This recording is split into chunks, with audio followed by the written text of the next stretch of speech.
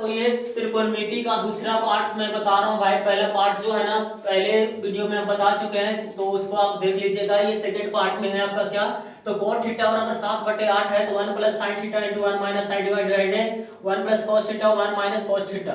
और ये निकालना cot स्क्वायर थीटा का मान निकालिए, यानी दो क्वेश्चन को निकालना है जबकि cot थीटा दिया गया है। तो आंसर में लिखेंगे जो दिया गया है ना, दिया गया है कि क्या दिया गया है भाई, तो cot थीटा का मान जो दिया गया है 7/8। तो cot का फॉर्मूला होता ही है आधार बटे लंब होता है। क्या होता है, आधार बटे लंब होता है। तो ये आधार हो गया 7 और लंब हो गया 8 हो गया। तो कर्ण निकालेंगे, तो कर्ण का होता ही है फॉर्मूला लंब का स्क्वायर प्लस आधार का स्क्वायर होता है। तो लंब का मान कितना दिल है, तो लंब का मान जो है 8 है और आधार का मान जो है 7 है।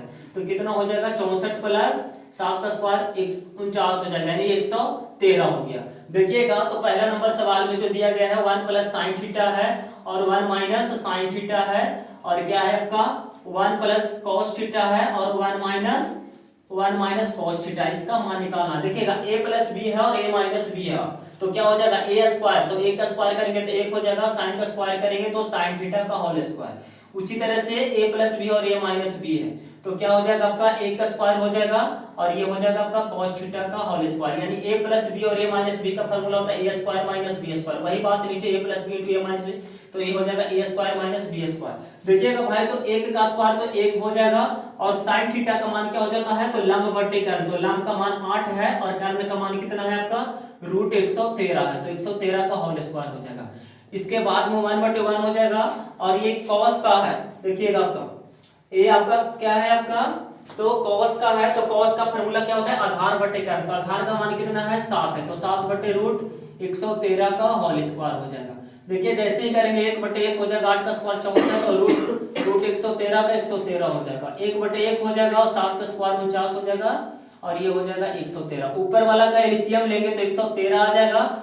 ऊपर का देखिएगा भाई, ऊपर कहने का मतलब है इसका भिन्न का घटाव कर रहे हैं, तो क्या हो जाएगा 113 माइनस 64। और वही प्रक्रिया नीचे भी करना पड़ेगा, वही प्रक्रिया आपको नीचे भी करना पड़ेगा। तो इसका एलसीएम कितना आ जाएगा 113, तो 113 माइनस क्या हो जाएगा 49 हो जाएगा। 113 से 113 कैंसिल, 113 में से 64 चला जाएगा तो 49 बचेगा और 164 में से 49 चला जाएगा तो आपका क्या बचेगा 113 में से 49 चला जाएगा तो क्या बचेगा आपका 64 बचेगा। तो ये आपका पहला क्या आंसर आ गया। दूसरी नंबर में है cot स्क्वायर थीटा का मान क्या होगा। तो देखिएगा cot थीटा का ये होल स्क्वायर लिख सकते हैं और cot थीटा का मान दिया गया है कितना 7/8। देखिए cot थीटा का मान 7/8 दिया गया है, 7 का स्क्वायर 49 हो जाएगा और 8 का स्क्वायर कितना हो जाएगा 64। तो ये आपका आंसर हो गया आपका सेकंड नंबर का। आई बात समझ में।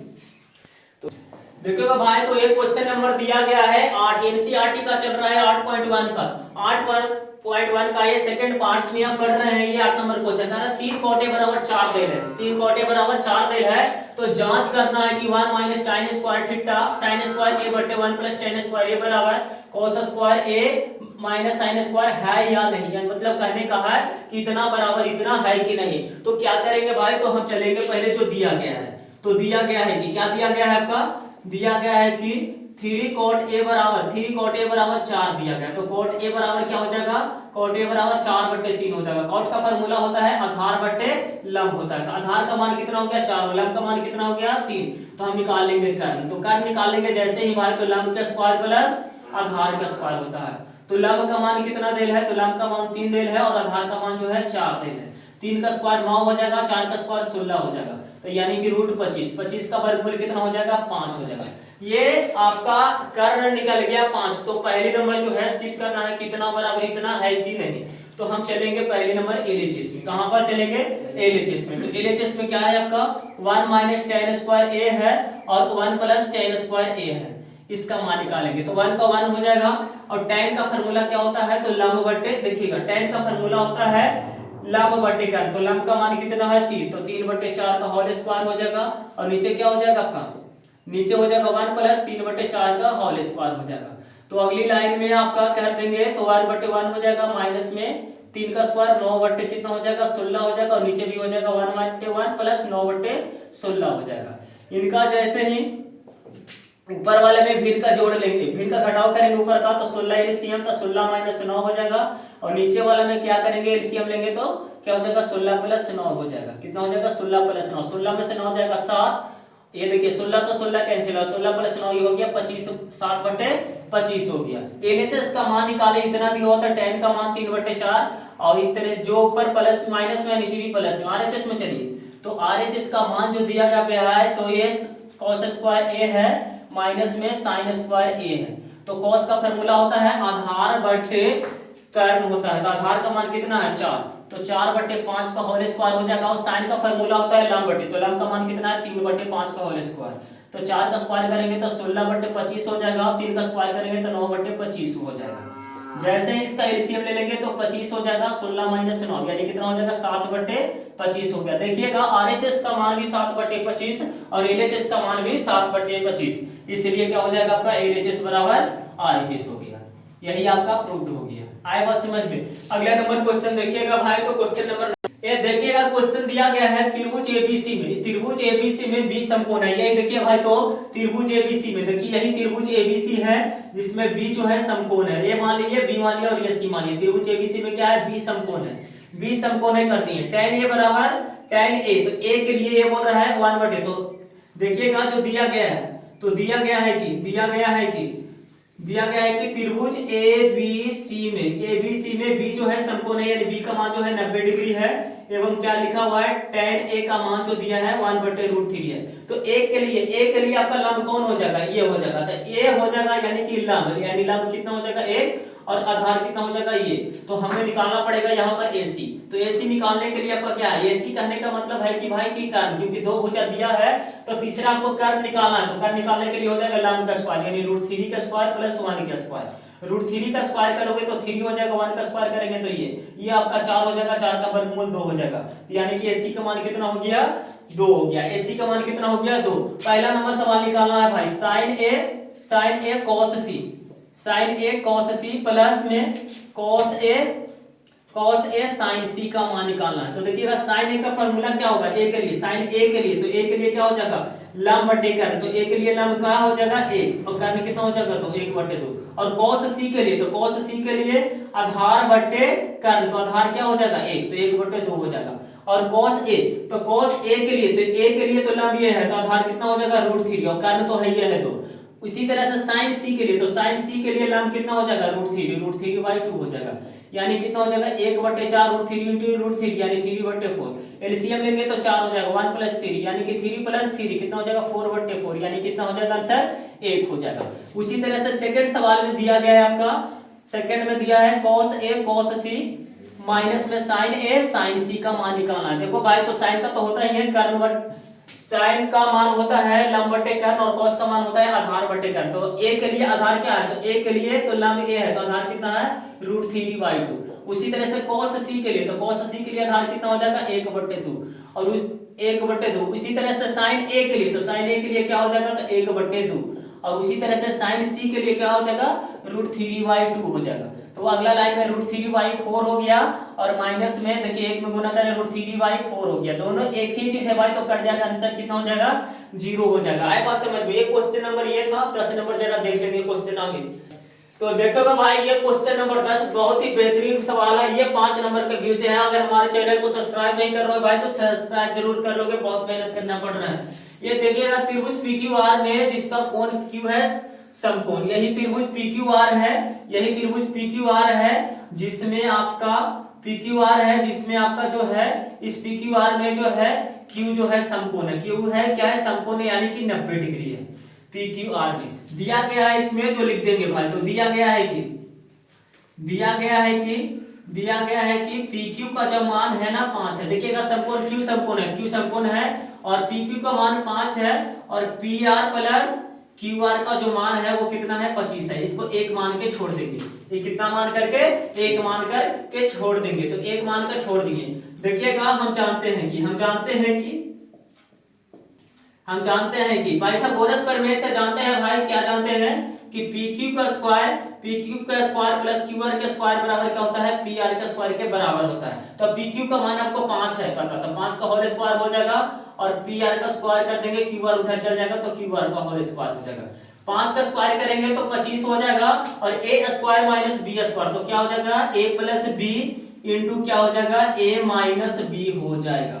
तो देखिएगा 25 का 25 हो जाएगा, और P R plus Q R का मान कितना देल है 25 देल है, कितना देल है 25, और क्या हो जाएगा P R minus Q R हो जाएगा। ये 25 कहां से लिख दिए, ये 25 लिख दिए किससे, तो समीकरण 1 से। किससे लिख दिए, समीकरण 1 से। समीकरण 1 में क्या ना रहा है भाई कि P R plus Q R का मान 25 है, तो P R plus Q R का मान 25 है, 25 से 25 खत्म, तो क्या हो जाएगा आपका P R minus Q R का मान कितना हो गया आपका 1 हो गया, कुछ नहीं बचा तो 1 हो जाएगा। इसको समीकरण 2 कर लिए। अब चलिएगा समीकरण 1 एवं 2 से। समीकरण 1 एवं 1 और 2 से चलेंगे तो समीकरण 1 क्या है, तो समीकरण 1 जो है पी आर, देखिएगा समीकरण 1 जो है, समीकरण 1 है P R plus Q R का मान जो दिया गया है वो 25 है, और ये P R minus Q R का मान जो है कितना है 1 है। तो क्या करने पर इसको, तो इसको क्या करने पर, जोड़ने पर, क्या करने पर, तो जोड़ने पर। जैसे ही जोड़ेंगे तो क्यू आर से क्यू आर कैंसिल, और P R plus P R क्या हो जाएगा 2 पी आर हो जाएगा, और 25 प्लस 1 कितना हो जाएगा 26, काट देंगे तो क्या हो जाएगा 13, इसलिए पी आर का मान कितना हो गया 13 सेंटीमीटर। अब देखिएगा ये हो गया 13, ये 5 दिया हुआ था, क्यू आर का मान निकालना है, तो क्यू आर का मान निकालेंगे भाई, तो क्यू आर का मान कितना हो जाएगा, तो जान रहे हैं कि P R plus Q R का मान 25 है, तो हमको निकालना है क्यू आर, तो ये पी आर उधर के घट जाएगा, पी आर घट जाएगा, यानी 25 में से क्या करेंगे 13 घटा देंगे, यानी 12 सेंटीमीटर। देखिए आपको पता है कि ये दोनों जोड़ करके 25 है, और ये 13 है, पता है कितना हो जाएगा 12 हो जाएगा। तो आपको निकालना है पहले नंबर में साइन पी, क्या निकालना है साइन पी, तो साइन का होता है लंब बटे कर्ण होता है, तो लंब का मान साइन पी, पी के लिए लंब क्या हो जाएगा तो 12, तो क्या हो जाएगा 12 बटे 13 हो जाएगा। दूसरी नंबर निकालना है cos p, तो cos p का मान हो जाएगा आधार बटे कर्ण, तो आधार क्या हो जाएगा p के लिए, तो p के लिए आधार क्या हो जाएगा, देखिए लंब तो हो गया 12, तो आधार कितना हो जाएगा 5, तो 5 बटे हो गया 13, और इसमें निकालना है tan p, तो p के लिए tan p के लिए, तो p के सामने लंब ये है 12, और आधार कितना हो जाएगा, यानी कि लंब बटे आधार होता है tan का, तो लंब कितना हो जाएगा आपका 12, और ये हो जाएगा 5। आए बात समझ में, तो इस तरह से ये आपका क्वेश्चन हो जाएगा भाई। क्वेश्चन नंबर था ये 10। तो देखिए भाई अगला क्वेश्चन नंबर जो है आ गया क्वेश्चन नंबर 6। अगर हमारे चैनल को सब्सक्राइब नहीं करोगे तो जरूर सब्सक्राइब कर लीजिएगा।